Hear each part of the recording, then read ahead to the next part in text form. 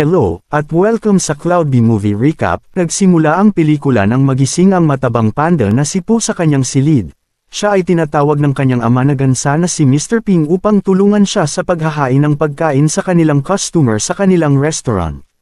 Bago siya bumaba hinahangaan niya ang action figure ng Five Furious, at siya ay nangangarap na maging isang kung fu master at makasama sila sa pakikipaglaban. Ngunit siya ay nag-aalangan na ipahayag ang kanyang mga hangarin sa kanyang ama na mas gusto niyang maging isang kung fu master at hindi siya interesado sa pagpapatakbo ng kanilang restaurant at ng kanyang sikat na secret ingredient soup.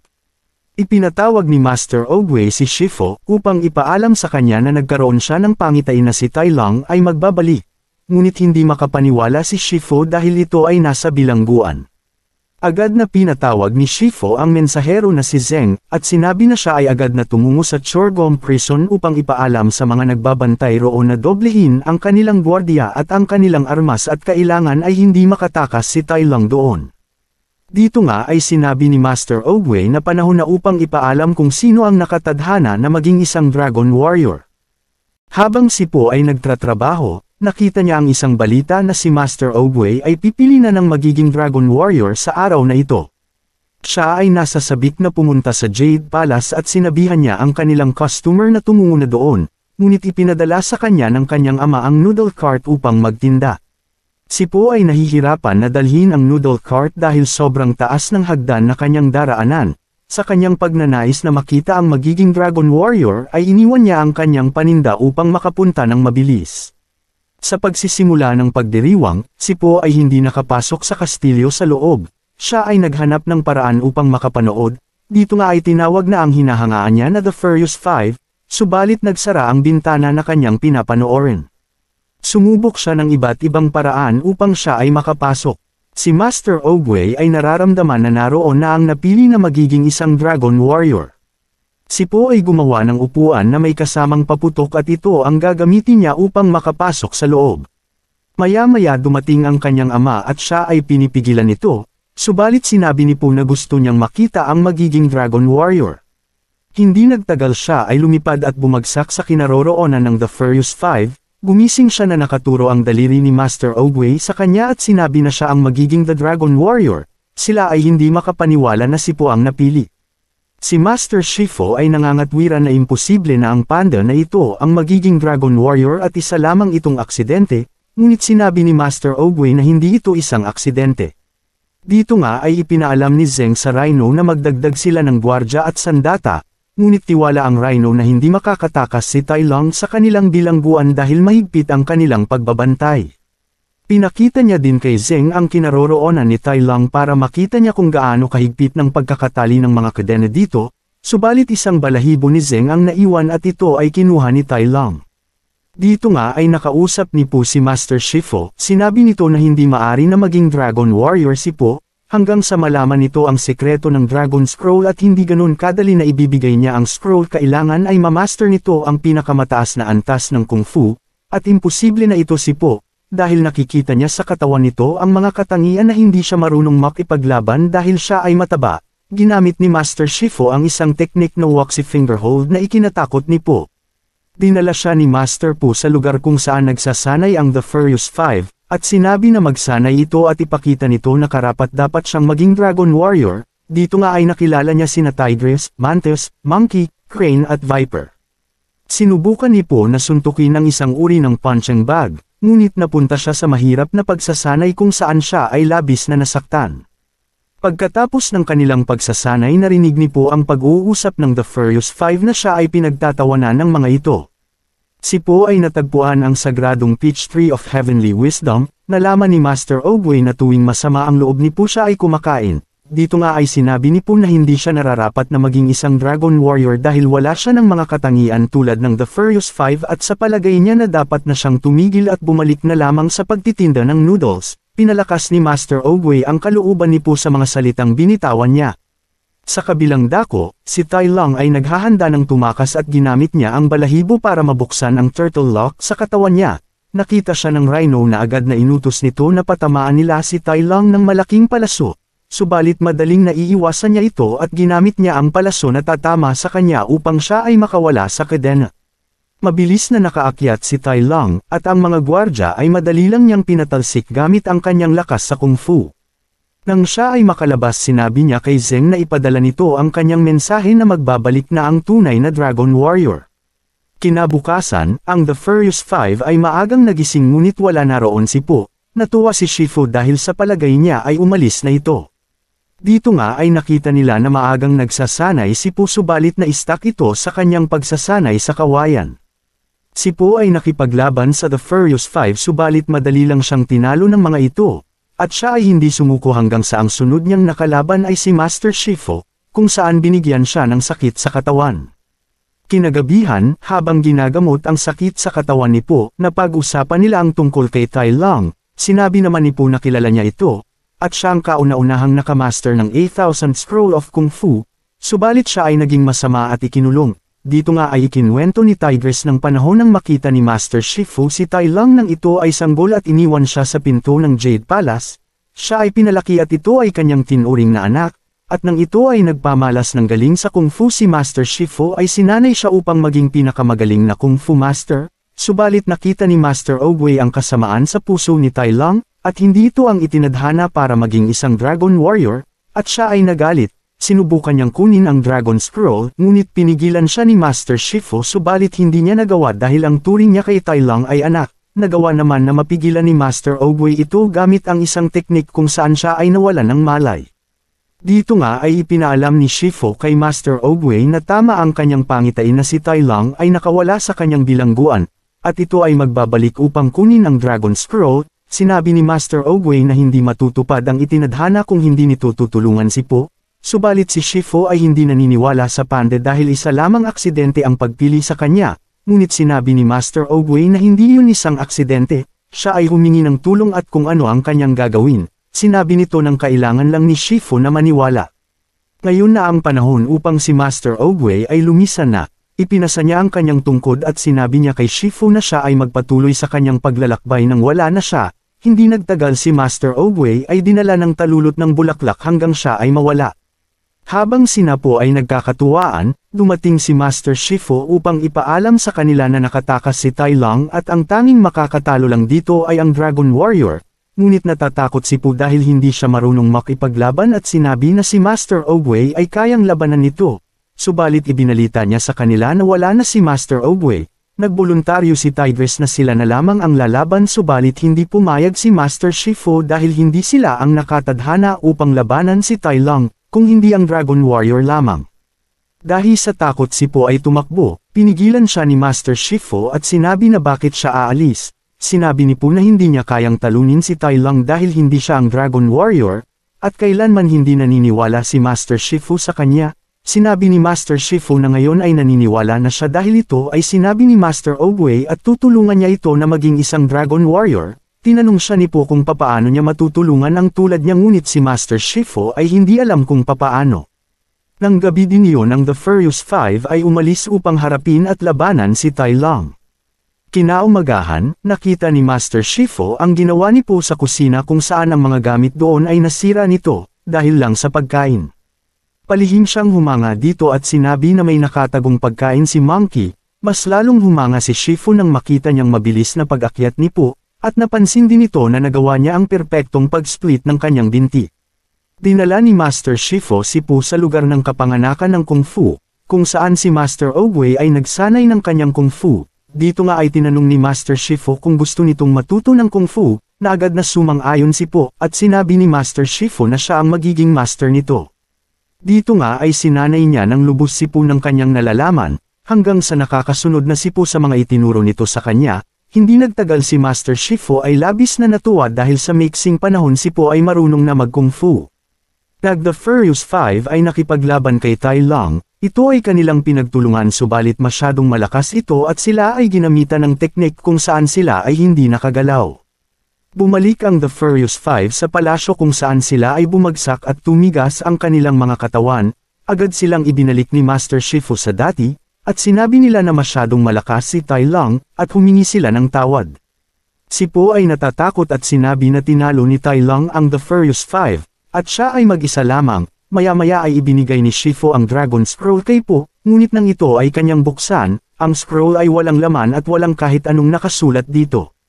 Sila ay naguguluhan at hindi nila maintindihan ang nangyayari. Napagpas siya ni Shifu na siya na lamang ang lalaban kay Tai Lung at kailangan nilang tulungan ilayo ang mga naninirahan sa lugar. Dito nga ay bumalik si Po at sinamahan niya sa pag-alis ang kanyang ama, at dito na ibinunyag ng kanyang ama na ang sekretong sangkap ng kanilang noodles ay wala.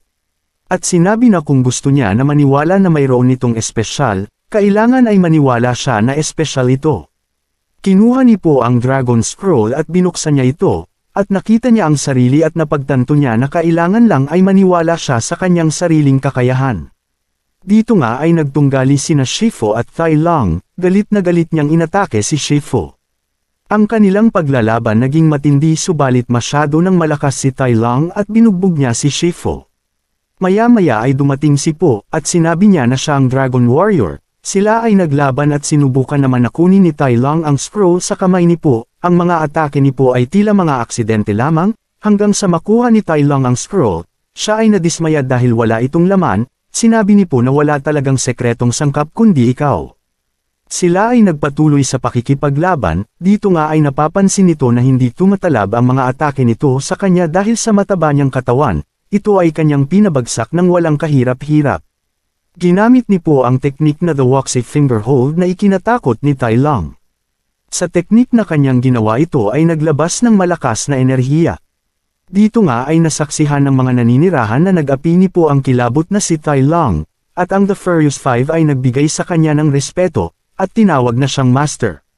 Agad pinuntahan ni Po si Master Shifu, dito ay sinabi niya na tinalo niya si Tai Lung. Si Master Shifu ay nagpasalamat kay Po na nailigtas niya ang bayan.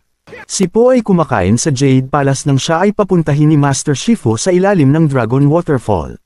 Nang makarating si Po sinabihan siya ni Master Shifu na oras na para aralin niya ang huling lesson ni Master Ogway at ito ay ang Inner Peace. Pinag-usapan nila ang tungkol sa Inner Peace at ito ay nagbibigay kapayapaan sa isang warrior at maaari niyang hawakan kahit na ang isang patak ng tubig. Sinabi ni Master Shifu na madaming paraan upang matutunan ang Inner Peace at kailangan ito matutunang mag-isa ni Po para siya ay maging isang tunay na Kung Fu Master.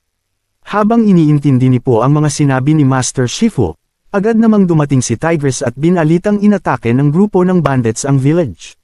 Mabilis namang pumunta si Po sa village kasama ang Furious Five at inabutan nilang kinukuha ng mga wolves ang mga kagamitan na inutos ni Shen. Nang paalis na ang mga wolves nakita nila si Po at nagulat dahil meron pa palang natitirang panda. Inutusan ng general ng mga lobo na sugurin si Po ngunit hindi nila alam na si Po ay isang master ng martial arts at kayang saluhin lahat ng atake ng mga lobo. Kinalaban ni Po at Furious Five ang mga lobo ngunit sila ay nakatakas kasama ang ibang mga hayop at mga kagamitan. Inakala nilang nakaalis na lahat ng lobo ngunit may isang lobo ang biglang umatake kay Po at nakita ni Po ang pulang simbolo sa balikat ng lobo at biglang may naalala si Po sa kanyang nakaraan. Pagkatapos makaalis ng mga lobo dumiretso sa restaurant ng kanyang ama si Po na si Mr. Ping. Si Mr. Ping ay isang gansa na nagpalaki kay Po.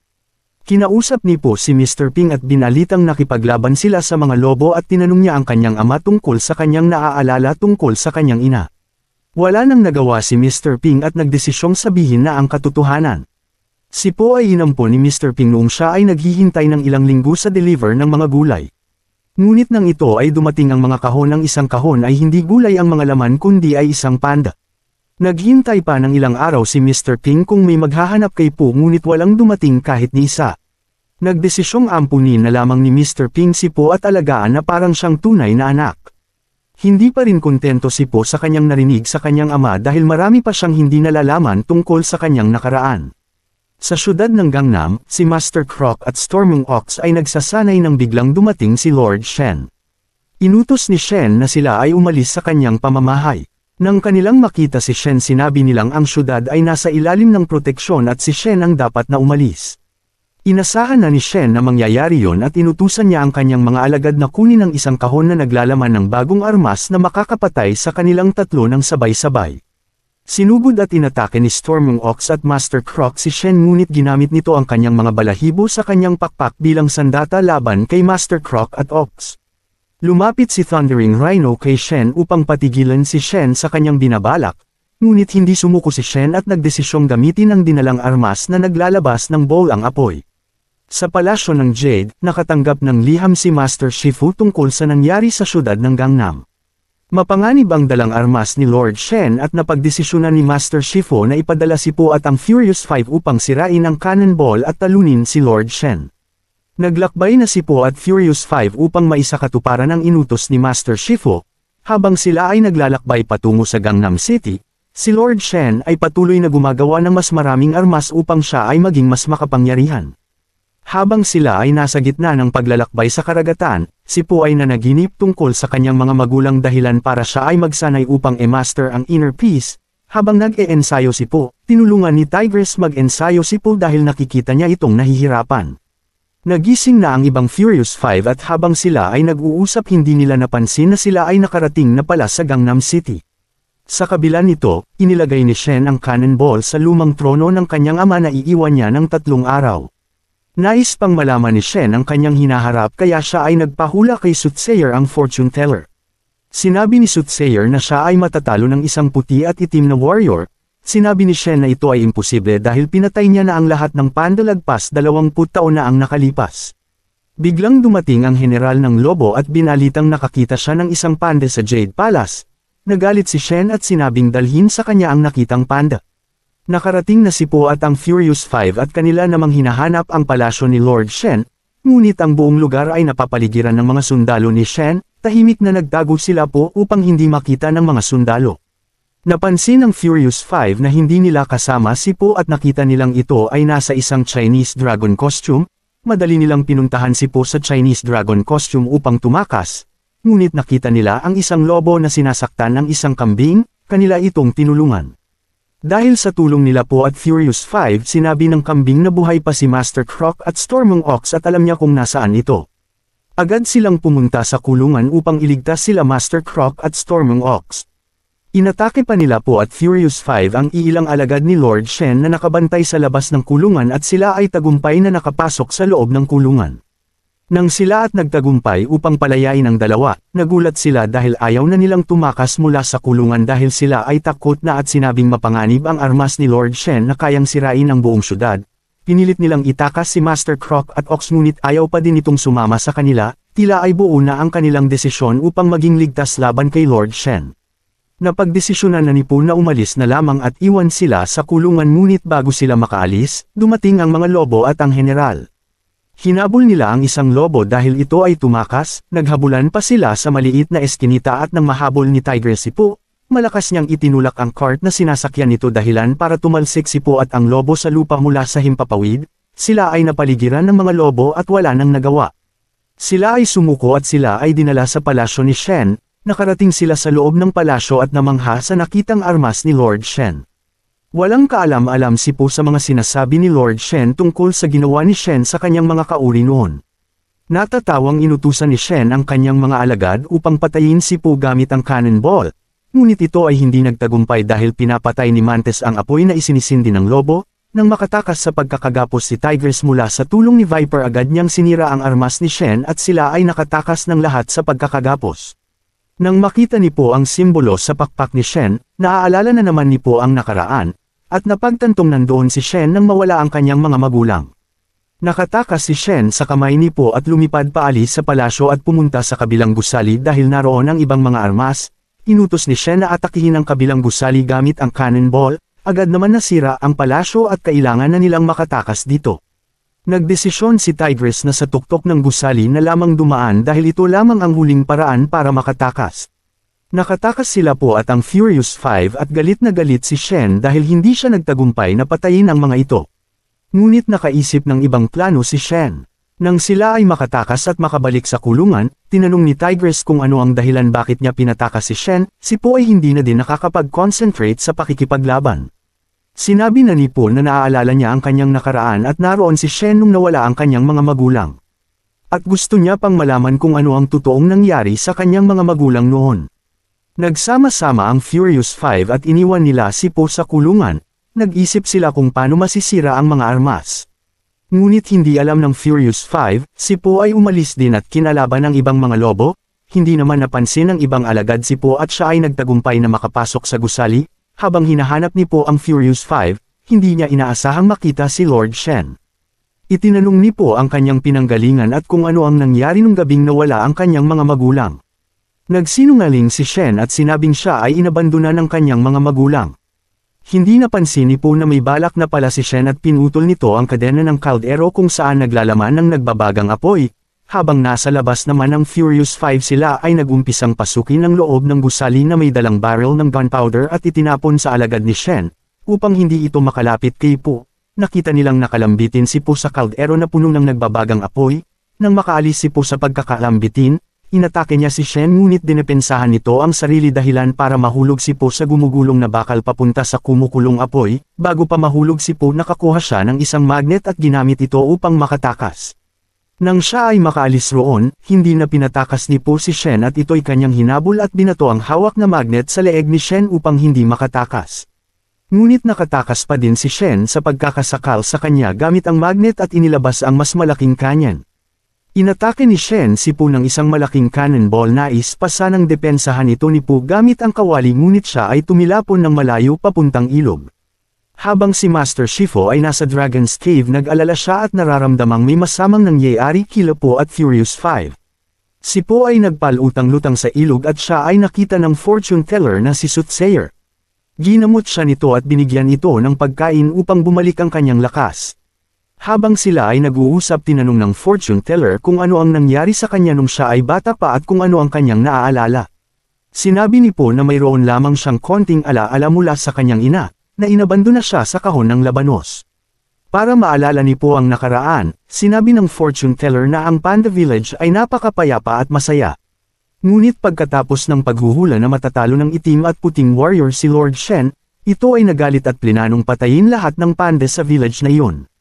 Noong pumunta si Lord Shen sa Panda Village kasama ang mga alagad niya, ang ama ni Po ay nagdesisyong magpaiwan at isakripisyo ang kanyang sarili upang magkaroon ng oras para makatakas ang kanyang mag-ina. Habang naalala ni Po ang nakaraan ng siya ay itinatakas ng kanyang ina sa kagubatan, si Po ay malapit ng magawa ang inner peace, habang nag-e-ensayo na aalala niya ang kanyang ina na siya ay inilagay sa kahon ng labanos at iniwan roon ng kanyang ina. Nawawala sa pagko-concentrate si Po sa pag-e-ensayo ng inner peace at napapalitan ito ng kalungkutan tuwing naaalala niya ang kanyang nakaraan. Pinakalma siya ng fortune teller at ipinaalala sa kanya ang mga ginawang pagtulong ng kanyang mga kaibigan at lahat ng kanyang ginawa upang makarating sa kanyang kinaroroonan. Nagkaroon siya ng determinasyon at lakas upang kalabanan na si Lord Shen sa kanyang makakaya. Habang nasa harbor ang mga wolf army ni Shen pagkatapos maiayos ang mga barko, iiwang nakagapos ni Shen ang Furious 5 sa isang bangka. Nag-umpisa ng paandarin ang mga barko papunta sa karagatan, walang alinlangang pinuputukan ni Shen gamit ang cannonball ang mga gusaling nakaharang sa kanilang dinadaanan. Sa kabilang banda, si Po ay nakamasid lamang sa malayong gusali, hinamon ni Po si Shen sa huling laban ngunit inutos lamang ni Lord Shen na putukan ng cannonball si Po. Mabilis na nakarating si Po sa barko na kinatatayuan ni Shen at agad na inatake ang mga alagad nito. Nakatakas naman sa pagkakatali ng kadena ang Furious 5 at sila ay nagsama-sama. Nagulat silang dumating si Master Croc at Ox sa barko kasunod nito ay si Master Shifu. Inutos ni Master Shifu na gamitin ang barkong sinasakyan ni Shen upang maharangan ang dinadaanan ng barko para sa bagong misyon. Ang Furious 5 ay bumalik sa unang barko. Gumawa ng paraan si Crane upang maharangan ang barko sa kabilang daan. Nang maharangan ang lahat ng daanan ng barko, si Po at ang Furious 5 ay sabay-sabay na inatake si Shen, ngunit inutos ni Shen na putukan na ng kanyan sila Po pero ito ay nagsanhi lamang upang masira ang gusaling papuntang karagatan. Ang ibang barko ay nakarating na sa karagatan matapos nito. Tumilapon sila Po at ang Furious 5 sa karagatan sa nangyari at agad namang hinanap ni Po ang kanyang mga kaibigan. Hindi sumuko si Po at siya ay tumayo mula sa kapirasong kahoy na nakalutang sa tubig. Inutusan ni Shen ang kanyang alagad na atakihin na ng kanyan si Po. Si Po ay nagko-concentrate upang may sagawa na ang inner peace. Pinutukan ng kanyan si Po ngunit ito'y kanyang nasalo at itinapon pabalik sa karagatan. Kaya nang kontrolin ni Po ang kanyang paghinga at naisasagawang iwasan at saluhin lahat ng cannonball na ibinabato sa kanya. Inutos ulit ni Shen na iputok na ang pinakamalaking cannonball ngunit ito'y nasalo ni Po at ibinato pabalik sa barko ni Lord Shen. Wasak at pira-piraso ang barko ni Shen at hindi makapaniwala na siya ay natalo ni Po. Nagtataka si Shen kung paano na ensayo ni Po ang kanyang inner peace, hindi matanggap ni Shen ang nangyayari kaya't bigla na lamang niyang inatake ng kanyang matalim na pakpak si Po upang ito'y patayin. Ngunit hindi nagtagumpay si Shen sa kanyang ginawa at siya ay natabunan ng nasirang barko. Nagtagumpay si Po sa kanyang laban mula kay Shen at sa wakas makakalaya na ang mga tao sa syudad ng Gangnam. Nang makabalik na si Po sa Jade Palace, siya ay sinalubong ng kanyang ama na si Mr. Ping at sinabi kung paano siya napunta sa box ng labanos, ngunit kahit ano pang mangyari si Po pa rin ay itinuturing niyang tunay na anak. Sa kabilang dako ng bundok, naramdaman ng tunay na ama ni Po na ang kanyang anak ay buhay pa at hihikayatin niya ang ibang panda na bumisita sa Jade Palace. Si Master Shifu ay ipinaalam kay Po at sa The Furious Five na ito na ang kanyang huling pagtuturo sa kanila, at ito ay ipapasa niya kay Po na ikinagulat niya. Sinasabi niya kay Master Shifu na wala siyang maituturo sa kanila, ngunit sinabi ni Master Shifu na siya ang Dragon Warrior at marami silang matututunan sa kanya. Si Po ay walang nagawa kundi turuan sila. Sa pagtuturo ni Po sa kanila, ito ay hindi naging maganda, sila ay naguluhan sa mga turo nito hanggang sa masaktan ang kanilang katawan. Pagkatapos ng pagtuturo niya nakausap niya si Master Shifu, nalaman niya na hindi naging maganda ang kinahinatnan ng mga itinuro niya, sinabi ni Po na hindi iyon mauulit dahil hindi na siya magtuturo. Tinanong siya ni Master Shifu kung sino ba siya, sinabi ni Po na siya ang Dragon Warrior na nakikipaglaban sa mga mas-asama, at sa palagay niya ito lang ang gagawin niya. Tinutulan ni Master Shifu ang mga sinabi ni Po, dahil nakita ni Master Ogway na may hindi kapani-paniwalang kapangyarihan na naghihintay sa kanya. Pinakita ni Master Shifu ang isang teknik kung saan ang isang bulaklak ay bumukadkad, si Po ay namangha sa ginawa nito, at sinabi ni Master na ito ay tinatawag na Chi, isang enerhiya na dumadaloy sa lahat ng may buhay. Sinabi ni Po kung siya ba magtuturo ay magagawa niya din ang Chi. Ipinaliwanag ni Master Shifu na magagawa niya lamang ito kung mamamaster niya ang sarili. Habang si Master Ogway ay nagmi-meditate at naninirahan sa Spirit Realm. Dito nga ay bigla na lamang inatake siya ni Kai, isang malaking yak na kaalyado ni Ogway, ngunit tumalikod sa kanya 500 taon na ang nakalilipas at ito ay kanyang nilabanan. Nang ito ay kanyang tinalo ipinadala siya ni Ogway sa Spirit Realm. Ang kanilang paglalaban, si Master Ogway ay nagpamalas ng kanyang teknik, sinabi ni Kai na kinuha niya ang chi ng bawat master na tinatalo niya. Inatake niya si Master Ogway at winasak niya ang kapangyarihan nito hanggang sa mahuli niya si Master Ogway. At sinabi na sa pamamagitan ng chi ni Master Ogway siya ay makakabalik sa mortal na mundo. Dito nga ay ginawa siyang isang jade amulet na isinusuot ni Kai sa isang sinturon kasama ng iba pang mga mandirigma. Siya ay gumawa ng portal papunta sa Earth. Si Kai ay nakabalik na sa mundo, tinanong niya ang gansa at kuneho kung nasaan siya, subalit hindi makasagot ang dalawa dahil sa takot sa kanya at isinigaw niya ang kanyang pagbabalik at sinabi sa dalawa na siya ang warlord ng China na tinatawag na The Jade Slayer Master of Pain, ngunit hindi siya kilala ng dalawa. Maya-maya ay pinalabas niya ang mga master na naging Jade at inutos niya na hanapin at dalhin ang mga estudyante ni Master Ogway. Dito nga ay nabalitaan ni Po na tinalo ang kanyang record sa pagkain ng dumplings, si Po ay nagulat nang makita niya na isang panda ang tumalo sa kanya. Tinanong niya ito kung sino ito, sinabi nito na siya si Li Shan at hinahanap niya ang kanyang anak na lalaki. Sumagot naman si Po na wala na siyang ama, sila ay nagkayakapan at hindi sila makapaniwala na magkikita sila. Ipinakilala ni Po ang ama niyang gansa na si Mr. Ping, agad na niyakap ni Li Shan si Mr. Ping at siya ay nagpasalamat sa pag-aalaga sa kanyang anak. Ngunit si Mr. Ping ay nagdududa kay Li Shan dahil bigla na lamang itong nagpakita at sinasabi na siya ang ama ni Po. Pagkatapos ay nagpagawa sila ng kanilang larawan, sinabi ni Mr. Ping na hindi niya maintindihan dahil ang alam niya na si Po na lamang ang natitirang panda. Agad na sinabi ni Li Shan na marami sila at sila ay nasa sekretong village sa ibabaw ng mga bundok. Tinanong siya ni Po kung papaano niya nalaman na narito siya, sinabi ni Li Shan na nakatanggap siya ng mensahe mula sa sandaigdigan. Dinala ni Po ang kanyang ama sa Jade Palace, sila ay nagkaroon ng masayang panahon sa isa't isa. Dumating sina Master Shifu at ang The Furious Five, pinakilala ni Po sa kanila ang kanyang ama na ikinatuwa nila. Sa kanilang pag-uusap nakarinig sila ng isang tunog hudyat na may kalaban na dumating. Sila ay nakipaglaban sa mga mandirigma na gawa sa Jade. Ito ay nakilala ni Po at hindi siya makapaniwala na lalabanan niya ang mga ito. Habang si Po ay nakikipaglaban ang kanyang ama ay nag-aalala sa kanya. Hindi nagtagal ang mga ito ay kanilang nahuli. Mula sa mga mata ng mga ito sila ay nakikita ni Kai mula sa malayong lugar at sinabi na kukunin niya ang mga chi nila, Maya-maya ang mga ito ay nakatakas sa kanila, ngunit si Master Shifu ay hindi kilala ang may gawa ng kaguluhan. Si Master Shifu ay nahanap ang isang scroll kung saan nila makikilala kung sino ang umatake sa kanilang village.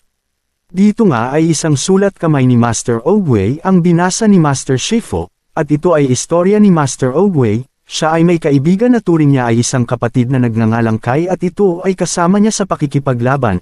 Isang araw sila ay sinalakay at si Master Oogway ay nagkaroon ng malubhang pinsala. Habang dala-dala siya ni Kai, natagpuan nila ang isang sekretong village sa taas ng bundok at ang mga naninirahan doon ay ang mga panda. Ang mga panda ay gumawa ng isang teknik ng tinatawag na chi kung saan mabilis na pinagaling ang pinsala sa katawan niya, at hindi nagtagal tinuruan siya ng mga panda gumamit ng chi, subalit si Kai ay nagnanais na mas lumakas. Kinuha niya ang mga chi ng mga panda at ginawa niya silang jade. Nilabanan ni Master Oogway si Kai hanggang sa ito ay kanyang pinadala sa Spirit of Realm. At ang makakatalo lamang kay Kai ay isang master sa paggamit ng chi. Si Li Shan ay nagsabi na tuturuan niya si Pu dahil isa din siyang panda. Ang kailangan lang ay sumama siya pabalik sa sekretong village. Sa kanilang paglalakbay patungo sa sekretong village ng mga panda, nang buksan ni Pu ang kanyang dala upang kumain, nakita na naroon ang ama niya na si Mr. Ping. Sinabi niya na sumama siya upang gumawa ng pagkain para kay Pu. Pagkatapos ay nagpatuloy sila sa kanilang paglalakbay. Nang sila ay makarating, si Pu ay namangha sa kanyang nakita na maraming tulad niya ang naninirahan dito. Ipinakilala ni Li Shan si Pu sa kanila na ikinasaya ng mga panda. Pinakita nila kay Pu ang kanilang paggulong, at ito naman ang ginawa ni Pu ngunit siya ay nasaktan. Dito nga ay inutusan sina Crane at Mantis ni Master Shifu na matyagan si Kai at huwag silang gagawa ng pag-atake. Nakita nila ang mandirigma na oso, manok at buwaya, at sasalakayin nila si Kai, isang barkong sira ang hinihinala nilang tinataguan ni Kai. Ang tatlong ay dali-daling pinasok ang barko at ang loob nito ay nagliliwanag na kulay berde. Si Mantis ay nais na labanan si Kai, ngunit si Crane ay nagdadalawang isip dahil inutos ni Master Shifu na huwag silang lalaban. Subalit si Mantis ay hindi makapaghintay, agad siyang pumasok sa loob ng barko na sinundan din ni Crane sa loob. Pinakita ni Kai na ginawa niyang jade si Mantis, hindi nagtagal si Crane ay nahuli ni Kai gamit ang kanyang sandata. Itinuro ni Li Shan kay Pu kung papaano mamuhay ang mga panda sa kanilang village. Pagkatapos ay pinakita ng ama niya ang larawan ng ina ni Pu, at malungkot niyang ikinwento ang mga nangyari nang parehong mawala ang dalawang pinakamamahal niya. Ang ina ni Pu ay iniwan siya sa isang basket ng mga gulay upang iligtas siya sa panganib ng salakayin ang village nila. Pinagaan ni Pu ang kalungkutang nararamdaman ng kanyang ama na sinabi na hindi siya mawawala muli sa tabi nito. Sa Valley Village, dumating si Kai sa Jade Palace kasama sina Mantis at Crane. Dito ay nilabanan nila si Kai. Habang sina Shifu at Kai ay naglalaban, napansin niya ang suot nitong Jade na si Master Oogway, at ito ang ikinabagsak niya. Maya-maya ay kinuha niya ang mga chi nila Monkey, Viper at Master Shifu. Pagkatapos ay pinabagsak ni Kai ang estatwa ni Master Oogway. Si Tigress ay nakaligtas sa pagkuha ni Kai ng mga chi. Isang gabi, dumating ni Tigress sa sekretong village at sinabi niya kay Pu na kinuha ni Kai ang chi ng kanilang kasamahan, at isusunod niya ang mga panda. Inaasahan ni Tigress na na-master na ni Pu ang chi. Agad na sinabi ni Pu sa kanyang ama na kailangan na niyang ituro ang chi sa kanya at wala na silang panahon. Ipinagtapat ni Li Shan kay Pu na hindi niya alam kung papaano ginagawa ang chi, at walang panda ang may alam kung paano gawin yon. Si Pu ay nagalit sa pagsisinungaling ng kanyang ama. Dito nga ay sinabi ni Mr. Ping na kailangan niyang kausapin si Pu. Sinabi ni Li Shan na galit na ang kanyang anak dahil sa kanyang pagsisinungaling. Sinabi Mr. Ping na siya din ay nagsinungaling kay Pu. Subalit si Pu ay nanatili pa rin sa kanya at siya ay naguguluhan lamang, ngunit inililigtas pa rin niya ang mundo. Inilagay niya ang larawan nila sa tabi ng isa pang larawan at sinabi na parehas silang ama ni Pu, at si Li Shan ay naliwanagan sa mga sinabi ni Mr. Ping. Habang nagsasanay si Pu upang labanan si Kai, dumating ang kanyang ama at sinabi na handa silang tulungan siya, kailangan lang ay turuan sila ni Pu mag-kung fu. Dito nga ay tinuruan sila ni Pu kung ano ang kanilang kakayahan at kung saan sila magaling, at ito ay kanyang papalakasin. Hindi nagtagal ang mga panda ay natuto sa kanilang pamamaraan sa pakikipaglaban, at sa palagay ni Pu ay handa na sila. Bumuo sila ng plano kung papaano nila mahuhuli si Kai gamit ang teknik ni Panda na Waxy Finger Hold. Nang dumating na si Kai, ginamit niya ang mga jade upang salakayin si Pu. Maya-maya ang panda ay nakipaglaban sa mga mandirigma na Jade, at si Kai ay nahihilo sa mga ginagawang pag-atake ng mga ito. Habang ang mga panda ay nakikipaglaban, nakita ni Pooh si Kai pagkatapos ay agad niya itong inatake.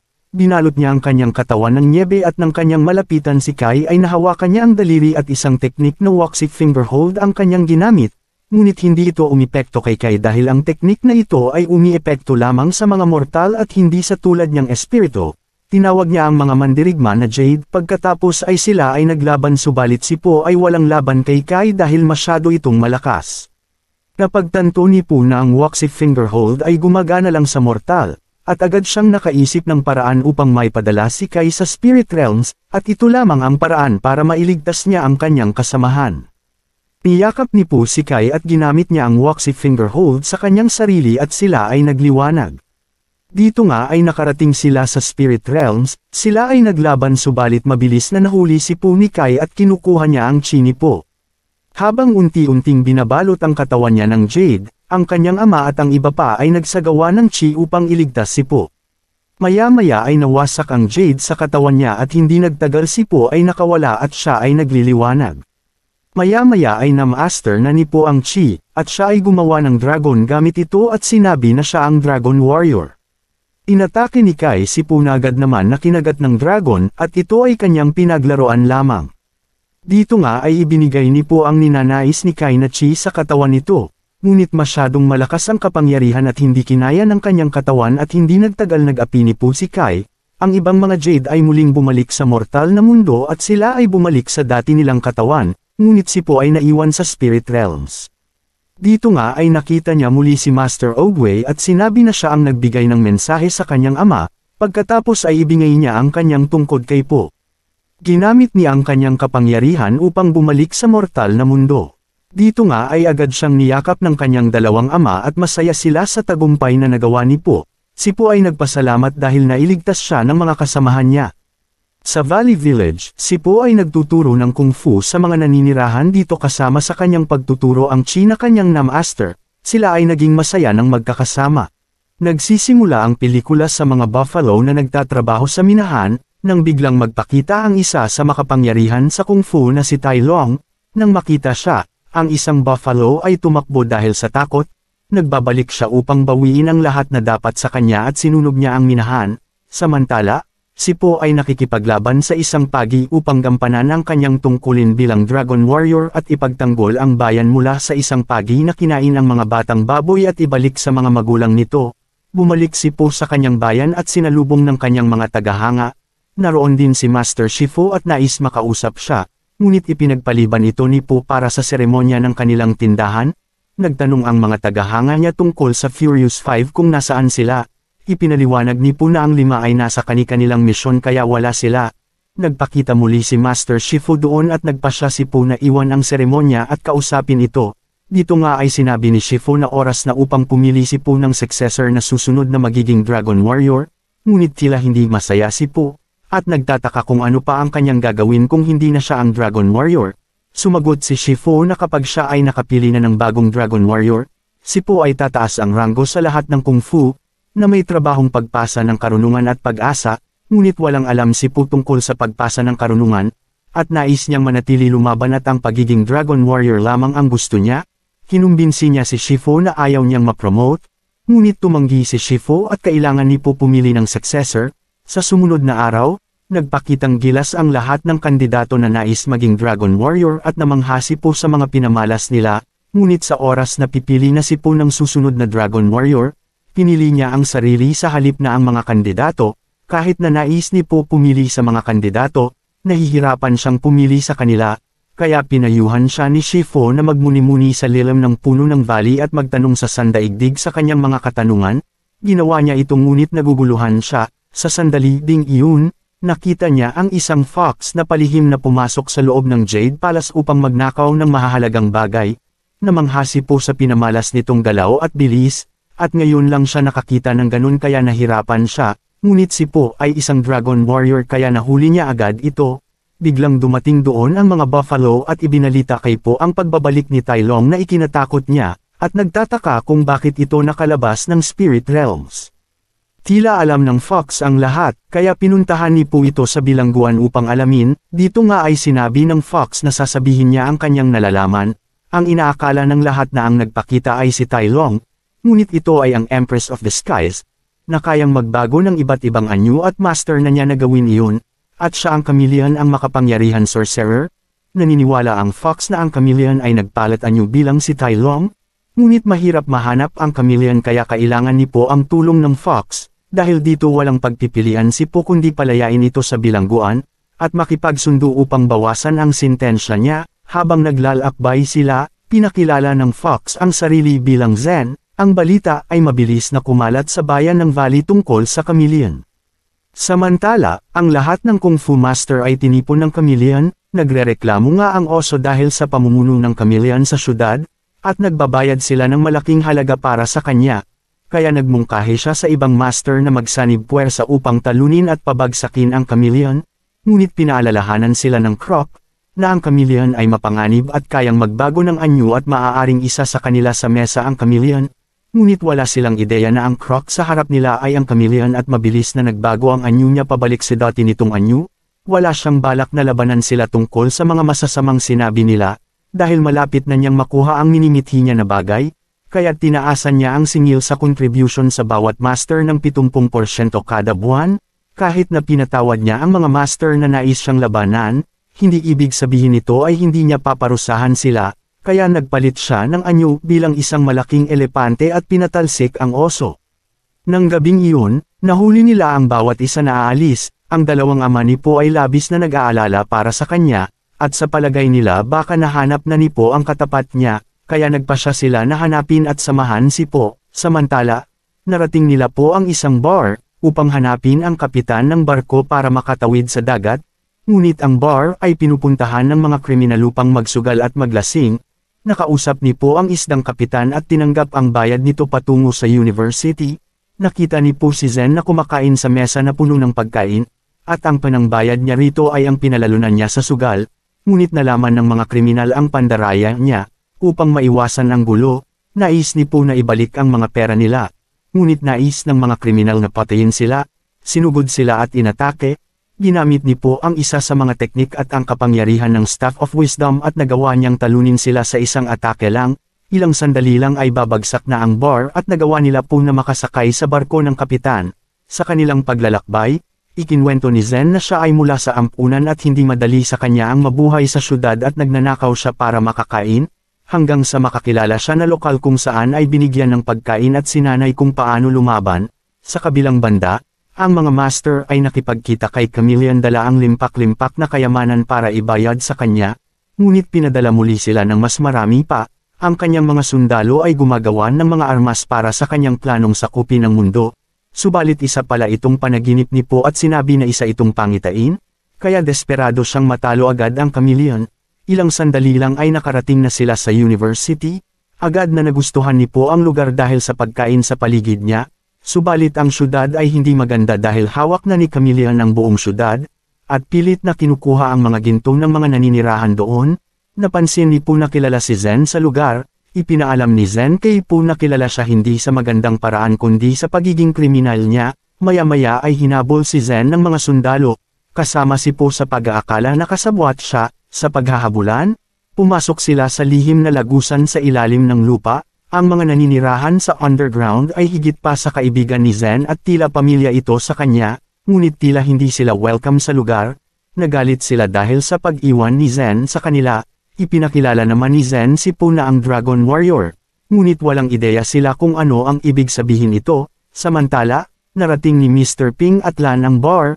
Pinasok ito ni Ping at hinahanap si Po. Ngunit bumungad sa kanya ang mga kriminal doon, at nalaman nila na kilala nito si Po, kaya nagpasya sila na patayin siya. Nakahanap naman ng paraan si Lan, siya ay pumasok sa loob at sinasabi na siya ang nagsanay sa Dragon Warrior, at ang tanging pagkakaiba nila ay wala siyang patawad sa kaaway.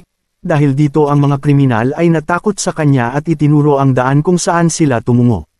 Nagsanay si Zen at Po kung papaano labanan si chameleon. Plano nilang gamitin ang Staff of Wisdom upang i-trap ito at ikulong ito sa pamamagitan ng finger hole patungo sa Spirit Realms.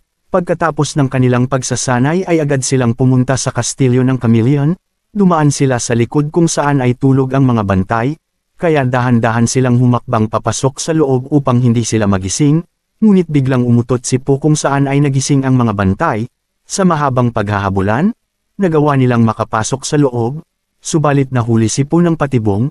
Binigay ni Po ang staff upang tulungan siyang sirain ang kulungan, subalit nakita ni Po ang tunay na kulay ni Zen, at napagtanto niya na si Zen ay tagasunod ng Chameleon at ibinigay ang staff rito. Labis na nagtiwala si Po kay Zen at napagtanto na ang umampon kay Zen ay ang Chameleon. Sa nakaraang 10 taon, dumaan ang Chameleon sa syudad, at ang batang Zen ay sinusubukan magnakaw ngunit nahuli siya. Agad na nagustuhan ng Chameleon si Zen dahil sa walang takot ito. Ikinwento ng Chameleon kay Po na nais niyang maging espesyal at maging kung fu master. Subalit palagi siyang pinapaalis sa lahat ng pagsasanay dahil siya ay masyadong maliit at ang kung fu ay hindi nakatadhana sa kanya. Dahil dito pinili niya ang ibang daan ito ay bilang sorcerer, at ngayon ay kaya na niyang buksan ang spirit realms at plano niyang nakawin ang mga kung fu ng bawat makapangyarihan master. At sa pamamagitan nito wala nang makakatalo sa kanya. Sinubukan sirain ni Po ang kulungan ngunit masyado itong matibay dahil sa spell, dahil dito naisip niya na wasakin ang sahig upang makatakas. Ngunit sa baba nito nakabantay ang mga sundalo. Pinalibutan siya ng 1,000 sundalo at nagawa niyang makatakas mula dito. Ngunit nagpalit anyo ang Chameleon bilang si Zen at itinulak si Po. Hindi naging masaya si Zen dahil sinabi ng Chameleon na walang masasaktan, ngunit ipinaalala sa kanya ang batas ng kalsada na palaging may masasaktan. Buti na lang si Po ay nakahawak sa isang sanga ng puno, inatake siya ng sundalo at sinagip siya nila at Mr. Ping. Nadismaya si Po sa kanila dahil sa palagay niya hindi nagtitiwala sila sa kanya, subalit nabigo siya sa sobrang pagtitiwala sa iba, at sa palagay niya dapat nakinig siya kay Master Shifu at nanatili sa kanilang bayan.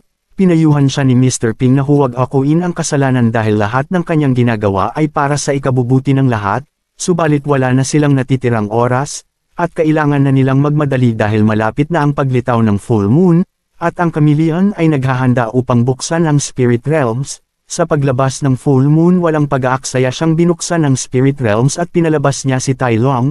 Ipinaalam ng Chameleon kay Tai Long kung bakit siya naririto, na kailangan niyang turuan siyang matutunan ang kung fu skills nito, ngunit tumanggi si Tai Long at sinubukan bumalik, subalit isinara ng Chameleon ang spirit realms. Dahil dito nilabanan ni Tai Long ang mga sundalo at madali niya lang silang pinabagsak, ngunit hinigop ng Chameleon ang kakayahan ni Tai Long sa kung fu, at nagpalit anyo siya bilang si Tai Long. Naglaban sila at madali niyang tinalo ito. Pinalabas ni Chameleon ang lahat ng master kung fu sa spirit realms at kinuha niya ang bawat kakayahan nila sa kung fu. Dito na napagtanto ni Zen na mali ang paglilingkod niya sa Chameleon. Dito nga ay nakipagkita si Zen kay Po upang ipaliwanag ang sarili at patawarin siya. Ngunit ayaw magpatawad ni Po. Pinigilan siya ni Zen sa pagpunta sa palasyo dahil hindi niya kayang labanan si Chameleon. Dahil dito nilabanan ni Zen si Po upang pigilan ito. Subalit sa huli niyakap ni Zen si Po. Kahit na hindi matalo ni Po ang Chameleon, nais niya pa rin subukan at sinabi niya kay Zen na lumayo sa syudad. Natagpuan na ni Po ang Chameleon at nais kunin muli ang Staff of Wisdom, ngunit nagulat si Po nang ibalik ito sa kanya. Ibinalik ng Chameleon ito dahil nakuha na niya ang lahat ng kailangan niya. Ginamit ni Po ang salita ng karunungan upang payuhan ang Chameleon, na meron pa siyang pagkakataon upang magbago sa masama nitong pamamaraan. Subalit walang alinlangan inatake niya si Po at ginamit ang anyo at kakayahan ng bawat kung fu master sa kanya para labanan siya. Maya-maya ay nagpakita si Zen at nais tulungan si Po sa laban. Dahil dito ginamit ng Chameleon ang lahat ng bahagi ng bawat kung fu master at pinag-isa niya ito sa katawan niya. Nilabanan nila ang halimaw na ito at napabagsak nila. Ngunit dahil sa pag-aalala ni Zen inakala niya na si Po ang nilapitan niya. Nagpalit anyo ang Chameleon bilang si Po at nilabanan ni Po ito. Naging sobrang tindi ng paglalaban nila. Ngunit masyadong malakas ang Chameleon kaya sa ikalawang pagkakataon nakulong muli si Po. Sinabi niya kay Zen na hindi niya kayang labanan ng mag-isa ito. Kaya ibinigay niya ang Staff of Wisdom kay Zen upang labanan ang Chameleon. Naglaban ang dalawa at sa huli tinalo ni Zen ang Chameleon sa pamamagitan ng Staff of Wisdom. Subalit hindi pa dito nagtatapos ang lahat, palihim na umatake ang Chameleon sa kanila, at sa pagkakataon na ito ginamit ni Po ang Staff of Wisdom upang atakihin siya at ibalik ang mga kinuha nitong kakayahan ng mga Kung Fu Master. Dahil dito ang lahat ng Kung Fu Master ay nagbigay respeto kay Po. At ibinalik na sila ni Po sa Spirit Realms. Sa pagbabalik sa Jade Palace, pinili ni Po si Zen na kanyang successor bilang magiging susunod na Dragon Warrior. Dumating na din ang Furious 5 upang sanayin si Zen ng Kung Fu. Dito na nagtatapos ang pelikula. Salamat sa panunood hanggang sa susunod na video.